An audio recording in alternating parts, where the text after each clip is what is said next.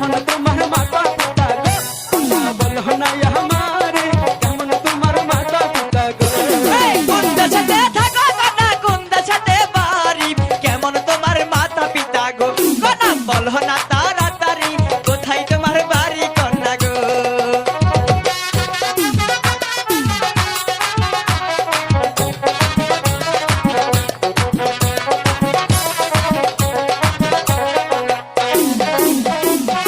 দেখিয়া পাগল হইলাম আমরা দুই ভাই কারে তুমি করবা বিয়া গো কন্যা বলো তাড়াতাড়ি কারে তুমি করবা বিয়া গো